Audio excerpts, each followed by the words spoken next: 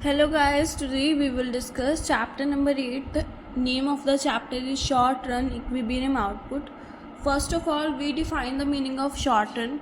When output depends upon level of employment and technology remain constant, there is a positive relation between level of employment.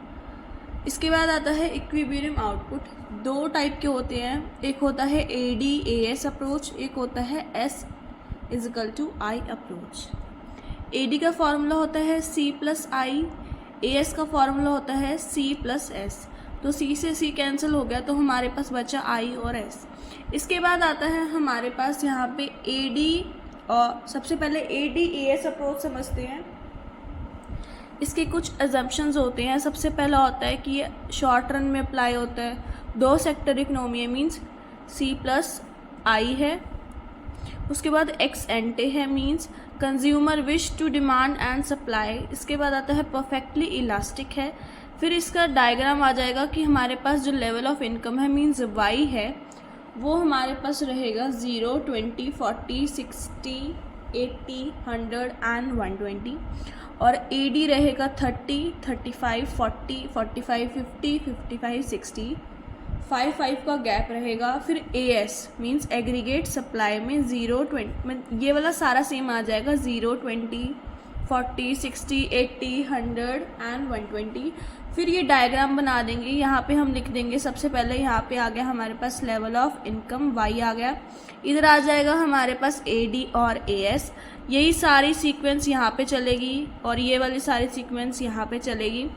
फिर इन सबको join करने के बाद यहाँ पे 40 पे हमारा इक्विलिब्रियम बनेगा. इसके बाद आती है S और I अप्रोच. इसके भी कुछ अजम्पशंस हैं, जैसे सबसे पहला शॉर्ट रन में अप्लाई होगा, फिर एक्स एंटे है, ऑटोनोमस इन्वेस्टमेंट है, लेवल ऑफ इनकम पे डिपेंड करता है. ऐसे ही Y ये वाला सारा सेम आ जाएगा. 0 है, 20 है, 40 है, 60 है, 80, 100 एंड 120. उसके बाद I, उसके बाद S आ जाएगा, उसके बाद I आ जाएगा. S में आता है -20, -5, 10, 25, 40, 55 एंड 70. और I आ जाएगा यहाँ पे हमारे पास सारा कांस्टेंट रहेगा, मींस सब में 10 आ जाएगा. फिर डायग्राम आ जाएगा. इधर हमारे पास Y होगा लेवल ऑफ इनकम, इधर हमारे पास S और I हो जाएगा.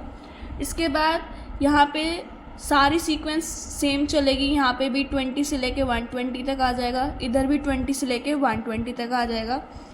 फिर यहाँ पे हमारे पास नेगेटिव में भी कुछ अमाउंट्स आ जाएंगे, जैसे ये -20 है, -5 भी है. यहाँ पे हम लाइन खींच देंगे कांस्टेंट 10 वाली, तो ये हमारे पास I हो जाएगा और ये S की लाइन आ जाएगी. ऐसे ही यहाँ पे भी ये AS की लाइन आ जाएगी और ये AD की लाइन आ जाएगी. इसके बाद नेक्स्ट टॉपिक देखते हैं. इसके बाद है what happen if AD is greater than AS. जब AD ग्रेटर देन हो AS से, तो it means level of expenditure is greater than level of output. All the stock will be sold out. However, there will be unfulfilled demand. To fulfill this demand, producer will plan more production, means more output. The stock will be restored. ऐसे ही यहाँ पे आ जाता है what happen if AD is less than AS. It means level of expenditure is less than level of output. All the stock will be unsold. However, to fulfill this demand, producer will plan less production, means less. यहाँ पे ज़्यादा हो जाती है, सब सामान sold हो जाता है. यहाँ पे अनसोल्ड रह जाता है सामान, जिस करके जो हमें प्रोडक्शन है वो कम करनी पड़ेगी. यहाँ पे हमें प्रोडक्शन बढ़ानी पड़ेगी क्योंकि हमारा सारा सामान यहाँ पे सोल्ड आउट हो जाता है. इसके बाद आता है what happen if S is greater than I and what happen if S is less than I. तो it means level of expenditure is decreases, then level of output, there will be unsold stock. To get rid of unsold stock, producer will plan less production, means less production means less output. And what happen if S is less than I? It means level of output it increases. Some stock will be sold, but then will be some unfulfilled demand. Producer will plan more production means more output. इसके बाद आ जाता है investment multiplier, जिसको हम denote करते हैं K से. The number of time income increases due to increases in investment. यहाँ पे एक न्यूमेरिकल करके दिखाया हुआ है कि जब यहाँ पे इनकम बढ़ेगी या फिर इन्वेस्टमेंट बढ़ेगी, हमारे पास जो इनकम है वो 1 लाख की है और जो हमारे पास इन्वेस्टमेंट है वो 5 लाख की है.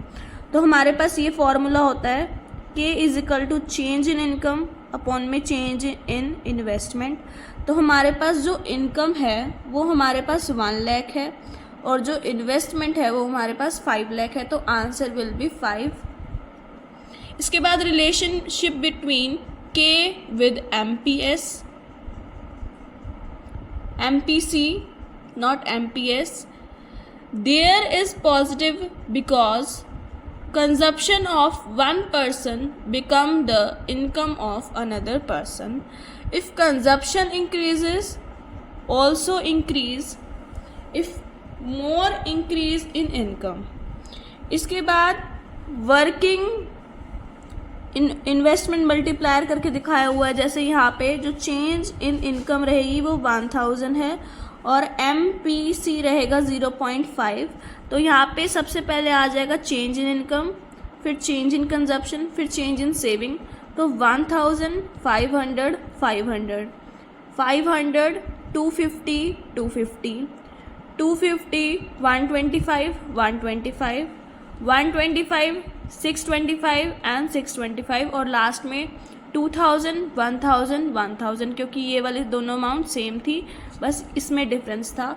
तो हमारे पास जो फार्मूला होता है वो होता है K इज इक्वल टू 1, फिर नीचे आ जाता है 1 माइनस MPC, 1 अपॉन में 1 माइनस 0.5, यहाँ पे था MPC तो 0.5. Answer will be 2. इसके बाद यहाँ एक और न्यूमेरिकल है. जैसे K is equal to 1 upon में 1 माइनस MPC और हमारे पास अगर MPC 0.6 हो, सेम आ जाएगा, बस MPC में 0.6 हो जाएगा. तो इसको जब हम कैलकुलेट करेंगे तो आ जाएगा 1 अपॉन में 0.4 एंड आंसर विल बी 2.5. अब इसके बाद कुछ न्यूमेरिकल्स देख लेते हैं. अब हम कर लेते हैं PYQs means previous year question, जो कि 1 या 2 नंबर के होते हैं. सबसे पहला है, ये आया हुआ है CBSE के सैम्पल पेपर में 2023 और 2024 में. Suppose for a given economy S हमारे पास है -60 प्लस 0.1y और हमारे पास I है 4000 CR, where S is equal to saving function and Y is equal to national income and I is equal to investment expenditure. Equilibrium level of income would be, कैसे calculate होगा यहाँ पे दिखाया हुआ है. हमारे पास आंसर है 4000, 40,000, 4600, 6400. तो इसको करने के लिए हम यहाँ पे करेंगे S is equal to I, क्योंकि हमें ये 2 चीज़ें गिवन है. तो सबसे पहले S लिख लेंगे, फिर यहाँ पे I की अमाउंट लिख लेंगे ऐसे, और इसके बाद हम इसको कैलकुलेट करेंगे तो हमारे पास 4060 आ जाएगा.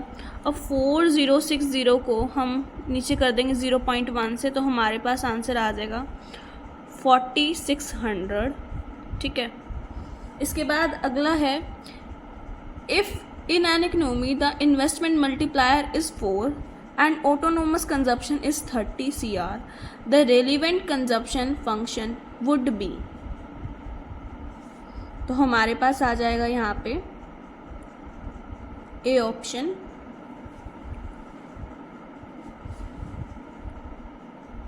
इसके बाद अगला आता है टॉपिक, यहाँ पे अगला न्यूमेरिकल है. अगले न्यूमेरिकल में है कि इन an economy the autonomous consumption is 100, 7th है ये वाला, and MPC is 0.6. If the equilibrium level of income is 2000, then the autonomous investment is 300. Justify the statement with valid calculation। और ये CBSE टर्म सेकेंड 2022 में आया हुआ है।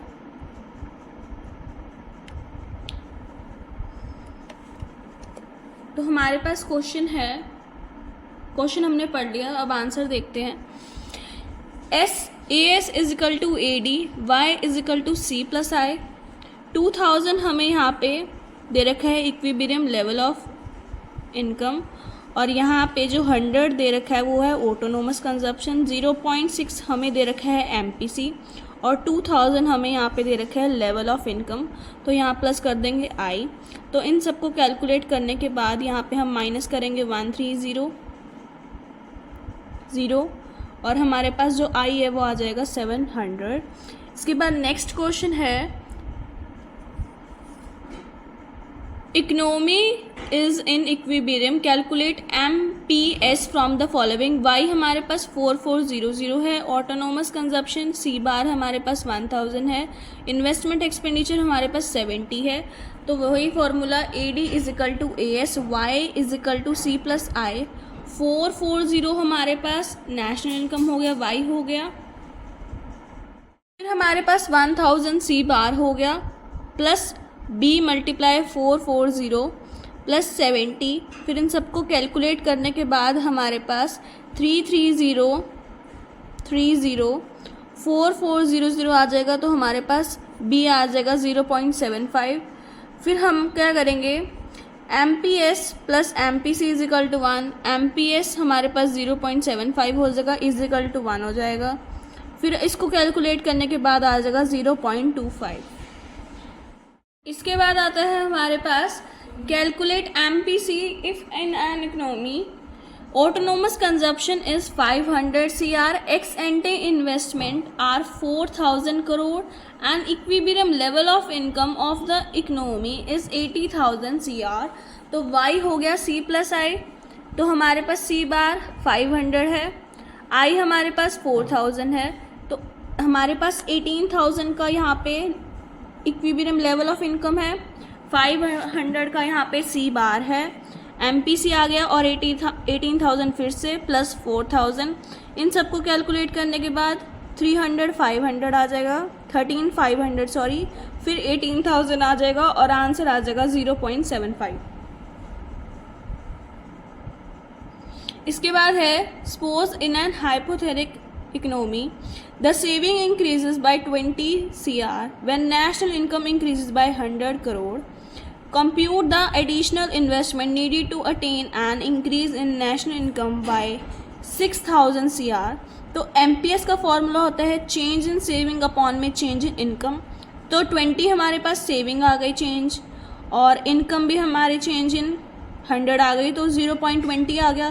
फिर इन्वेस्टमेंट मल्टीप्लायर निकालेंगे 1 बाई MPS, और हमारे पास आ जाएगा 1 अपॉन में 0.20 इज इक्वल टू 5। फिर इन्वेस्टमेंट मल्टीप्लायर निकालेंगे change in income into change in investment, तो हमारे पास 5 आ जाएगा और ऊपर 6,000 आ जाएगा। 6,000 यहाँ पे हमें दे रखा है, उसके बाद इन्वेस्टमेंट देनी रखी। तो उसके बाद है हमारे पास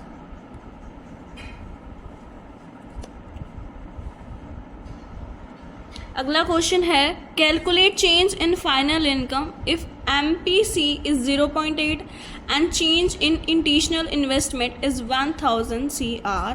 तो MPC 0.8 हो गया, तो फॉर्मूला इन्वेस्टमेंट मल्टीप्लायर का होता है 1 अपॉन में माइनस MPC, 1 अपॉन में 1 माइनस 0.8 इज इक्वल टू 1 0.2, अब 5 आ गया। और चेंज इन इनकम अपॉन में चेंज इन इन्वेस्टमेंट हमारे पास यहाँ पे तो है ही नहीं, तो यहाँ पे 5,000 आ जाएगी, और K हमारे पास 5 रहेगा, तो आंसर विल बी 5,000 CR। इसके बाद है estimate the change in final income if MPC is 0.75 and change in initial investment is 2,000। हमारे पास चेंज इन इनकम नहीं दे रखा, तो हम क्वेश्चन मार्क लगा देंगे, और MPC 0.75 है और चेंज इन इनिशियल इन्वेस्टमेंट 2000 है। तो इन्वेस्टमेंट मल्टीप्लायर का फॉर्मूला होता है 1 अपॉन में 1 माइनस MPC, 0.75 आ जाएगा। इसको कैलकुलेट करेंगे तो 1 पाई 0.25 इज इक्वल टू 4, फिर चेंज इन इनकम अपॉन में चेंज इन इनकम इन्वेस्टमेंट कर देंगे, तो यहाँ पे के हमारे पास 4 हो जाएगा, वाई हमारे पास है नहीं, और 2000 आ जाएगा आई में चेंज इन इनकम वाले में, और 8000 हमारे पास आंसर आ जाएगा।